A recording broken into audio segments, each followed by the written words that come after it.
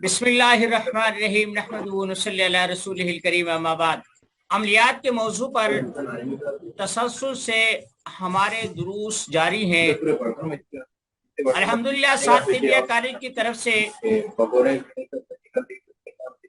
ये सिलसिला चल रहा है तिब का और अमलियात का। आज हमने डिस्कस करनी है अबजदों के बारे में। आप जब अमलियात की किताबों में देखते हैं तो अजीब और गरीब किस्म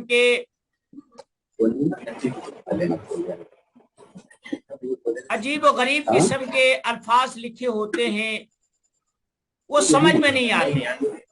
आमिलीन किसी तावीज के किसी अमल के फवाइद पढ़ता है, उसके बाद फिर उसे ये तो पता नहीं चलता है कि वो लिख क्या रहा है।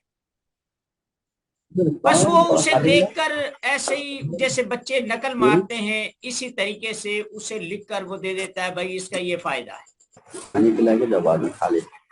एक 4 वेद हैं, उनमें एक वेद जो है वो जादू, जिन्नात, तावीज़ात और दम झाड़े पर मुश्तमिल है पूरी की पूरी। इसी तरीके से तौरात में जो दम झाड़ा या कुर्बानी का जो मामला है, इबादात का है, वो हजरत हारून अलैहिस्सलाम की औलाद के सुपुर्द है।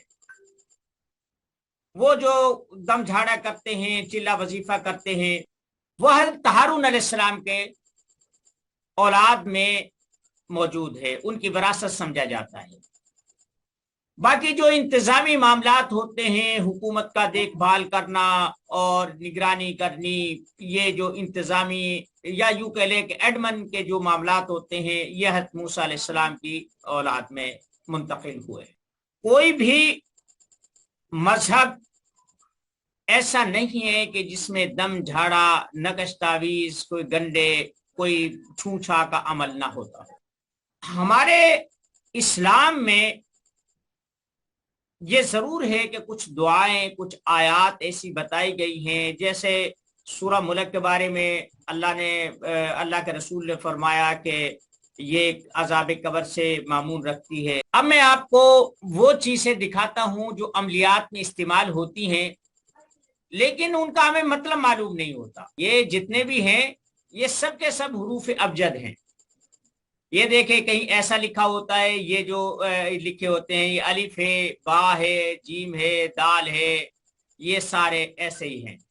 अलिफ बा, अबजद, हव्वज, हुती, कलीमन, साफस। ये देखें, ये बेशुमार किस्म के जो है ना ये हुरूफ होते हैं। ये रस्मुल खत अलग अलग होता है। तो आमिलीन किसी चीज को छुपाने के लिए या उन्हें हिडन रखने के लिए कि अमल का पता ना चले, तो ये फिर ये कोड लिखते हैं। किसी ने कुछ लिख दिया, किसी ने कुछ लिख दिया, किसी ने कुछ लिख दिया। ये पहले ऐसा होता था कि जब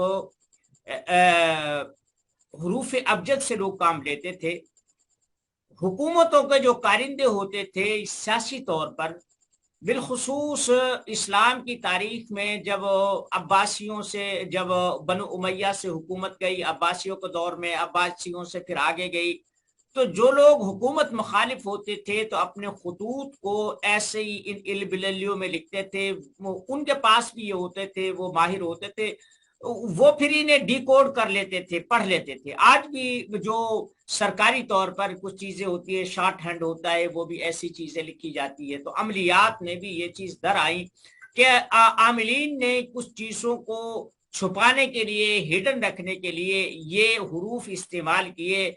आज भी तावीज़ात में आप पुरानी कोई भी किताब उठाकर देख लें, आज से कुछ सदी पहले की किताब उठाकर देख लें, अबुल अब्बास बुनी की किताब उठाकर देखें, कश्फुल इसरार उठाकर देख ले, खजीनतुल इसरार उठाकर देख ले, पुरानी जितनी भी किताबें हैं उनमें ये हुरूफ बकसरत इस्तेमाल हुए हैं। इसकी फाइल आपको मिल जाएगी। अब इनसे आपने काम कैसे लेना है? سب سے جو اہم بات ہے کہ آپ کسی کام کے لیے سب سے پہلے یہ دیکھیں کہ آپ کی طبیعت اور آپ کا مزاج کیا ہے. میں طبی طور پر نہیں بتا رہا، عملیات کے طور پہ بتا رہا ہوں. لفظ ہوتا ہے وہ آتشی ہوتا ہے، یہ بادی ہوتا ہے، خاکی ہوتا ہے، آبی ہوتا ہے، ایسے ہی یہ چار چالیں ہوتی ہیں. ان کی جو ہے نا اسی طریقے سے وہ ہوتی ہے. تو عاملین کو چاہیے، اب یہ دیکھیں یہ قلم ہے، اسے قلم طبی کہتے ہیں، یہ مختلف اس میں لکھا جاتا ہے. اب یہ جیسے نا احد، رس، استاق، لمو، یہ ساری چیزیں یہ لکھی ہوئی ہے. آپ نے عمل کیسے کرنا ہے؟ آپ نے عمل ایسے کرنا ہے، قرآن کریم کی آیت یا سورت اعداد لکھے ہوتے ہیں، حروف تک لکھے ہوتے ہیں. اور علامہ مجد الدین فیروز آبادی نے ایک کتاب لکھی تھی قرآن کریم کے اوپر، بصائر ذوی التمیز. اس میں قرآن کریم کی ہر آیت کے، ہر سورت کے اعداد لکھے، حروف لکھے، اس میں کتنے زبر ہیں، کتنے زیر ہیں، کتنے پیش ہیں، کتنی جزم ہیں، کتنے مد ہیں، کتنے شد ہیں. اس آدمی نے کافی بڑی کتاب ہے، 700-800 صفحے کی کتاب ہے، فل سائز میں. تو اس نے وہ لکھی تھی. میں یہ تو نہیں کہتا کہ آپ عملیات کے لیے وہ استعمال کریں، لیکن کر سکتے ہیں.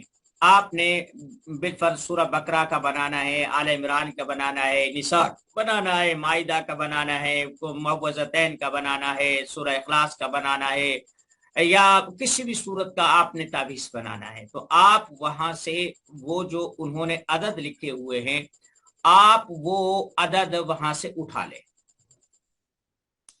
طریقہ میں نے بتا دیا تھا کہ آپ نے مثلث کافی رہیں گے، مثلث کافی رہیں گے. اور مثلث کو آپ اگر استعمال کرنا آپ کو آ گیا تو پھر سمجھیں کہ آپ کوئی بھی کام آسانی سے کر سکتے ہیں. آپ نے تعویذ بنانا ہے، اس کے فوائد دیکھے، اس کے فضائل دیکھے، اپنی ضرورت دیکھی کہ میری یہی ضرورت ہے، تو آپ نے ان اعداد کو وہاں سے لے لینے ہیں. میں نے آپ کو اللہ تعالیٰ کے سارے نام وہ سینڈ کیے تھے، اور ان کے موکلات بھی میں نے آپ کو سینڈ کیے تھے. شاید آپ کے پاس وہ ہوں، تو ان میں آپ دیکھ لیں کہ آپ کی ضرورت کا کون سا جو ہے. کچھ لوگوں نے سوال کیا ہے کہ آپ نے کل جادو کا توڑ کے بارے میں بات بتائی تھی، رجت کے بارے میں بھی بات ہوئی تھی، عمل کے بارے میں بھی بات ہوئی تھی، تشخیص کے بارے میں بھی بات ہوئی تھی. یہی بنیادی چیز ہے. اب آتے ہیں پرہیز کی طرف. ایک تو میں نے آج کو حروف ابجد کے مختلف طریقوں سے لکھے جاتے، عملیاتی کتابوں میں ایسے لکھے جاتے ہیں. یہ فائل آپ کو سینڈ کر دوں گا میں، آپ یہاں سے وہ دیکھ کر ان کا آئیڈیا لگا لیا کریں جب اگر کوئی ضرورت پیش آئے. پہلی بات ہے کہ یہ پرانے لوگوں کی باتیں انہیں چھوڑے، آپ کو اپنی ضرورت سے ہے، تو ضرورت آپ کی ایسے پوری ہو جائے گی کہ چند یہ کلیات ہے، یہ میں آپ کو بتا دیتا ہوں، ان کے مطابق آپ اپنے کاموں کو کریں.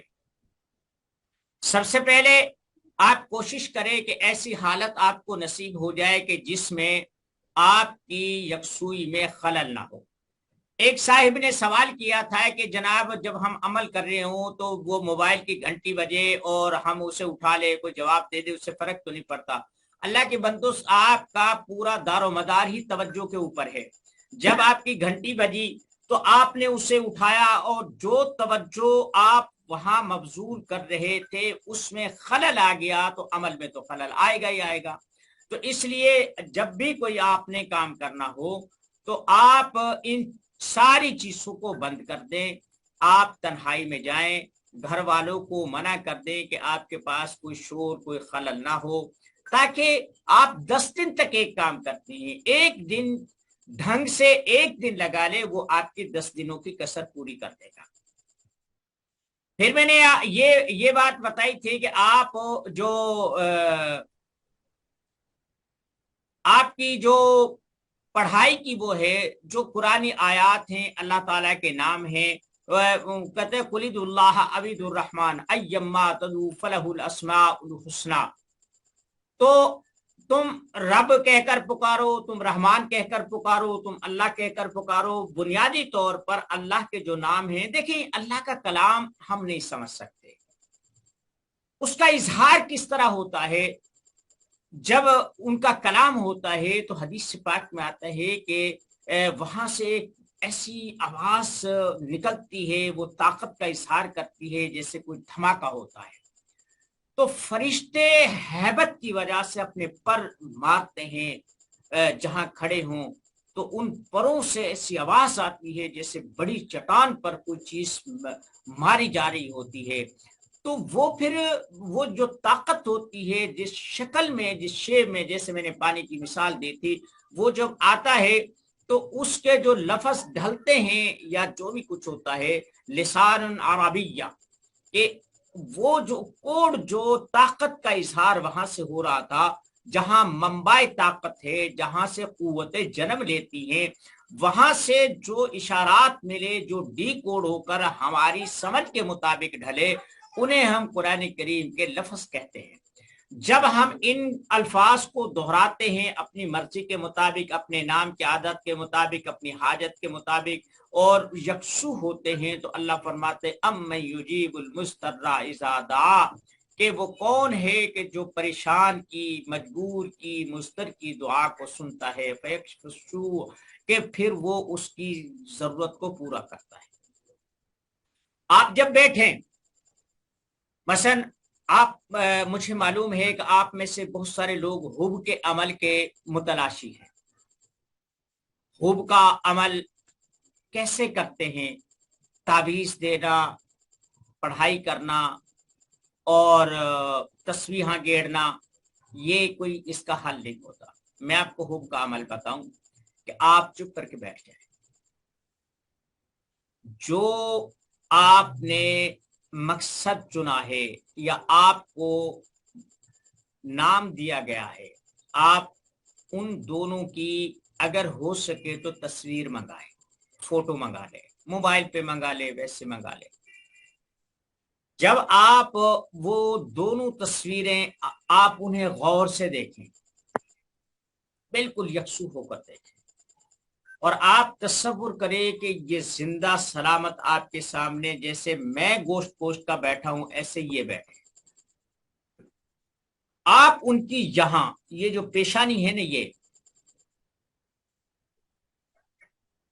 یہ جو ہے یہ دونوں آنکھوں کے درمیان، یہاں قدرت نے عجیب اسرار رکھا ہے، اس کا بھید ہمیں نہیں پتا۔ حدیث پاک میں آتا ہے کہ انسان کی جو تقدیر یومیہ لکھی جاتی ہے وہ یہاں لکھی جاتی ہے، ہم کہتے ہیں وہ ہمارے پٹپڑے میں لکھا ہوا تھا، ہمارے متھے میں لکھا ہوا تھا، تو وہ یہ ہے۔ آپ ان کے، یا آپ کسی کے ہاں جاتے ہیں اور آپ کہتے ہیں کہ میری بات سنی جائے، جسے ہم تسخیر بولتے ہیں یا مرجع خلائق بولتے ہیں، ان کا آپ حضرت آواز کٹ رہی کریں کہ آپ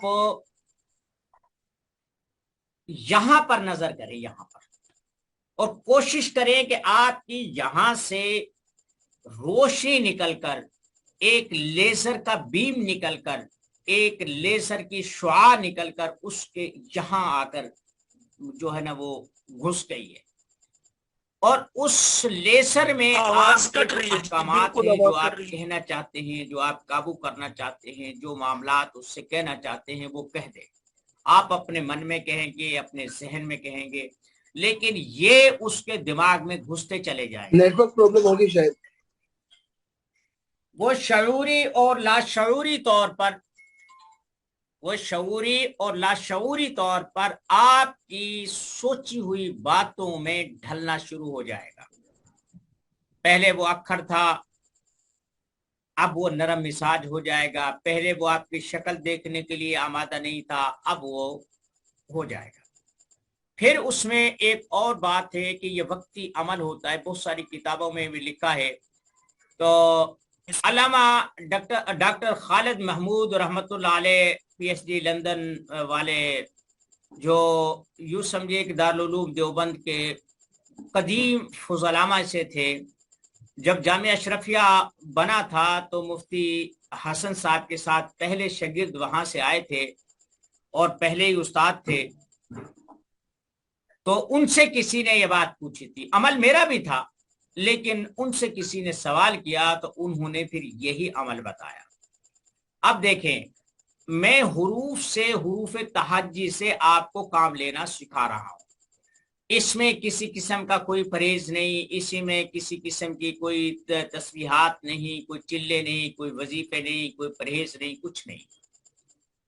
تو دو لفظ ہیں حروف مقطعات میں, ایک ایک کاف ہا یا عین صاد, سورہ مریم کے شروع میں یہی ہے, اور دوسرا ہے ہا میم عین سین کاف.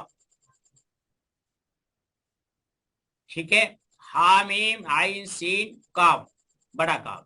یہ جو نورانی قاعدے کی تیسری تختی ہے اس میں حروف مقطعات لکھے ہیں, اس میں یہ لکھا ہے.